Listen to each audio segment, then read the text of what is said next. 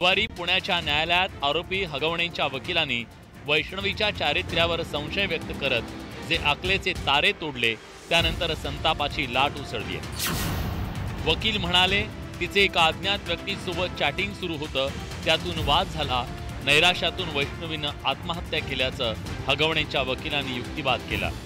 हे कमी म्हणून की काय, बायकोला चार कानाखाली मारणं हा छळ नाही, असा संतापजनक दावा हगवणेंचे वकील विपुल दुशिंग यांनी केला।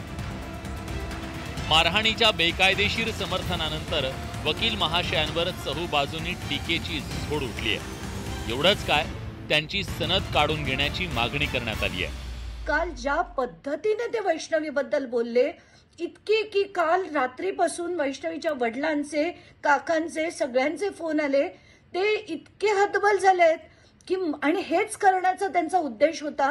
म्हणून मी असं ठरवलं की आता यांच्या प्रत्येक प्रकरणाचा मी केस काढणार आहे। आणि खरं तर मला वाटतं सुप्रिया सुळे म्हणाल्या होत्या की खरं तर कुठल्याही वकिलांनी यांची केस हगवण्यांची लढली नाही पाहिजे। असं असताना हे कोण आहेत हे वकील, त्यांची म्हणून मी तुम्हाला अख्खी कुंडली दिली, अजून मी खोदून देईन आणि अशा वकिलांची सनद रद्द झाली पाहिजे अशीच माझी मागणी आहे। बुद्धिमत्तापणाला लावत आहे की नीतिमत्तापणाला लावत आहेत, हा खरा कळीचा मुद्दा आहे।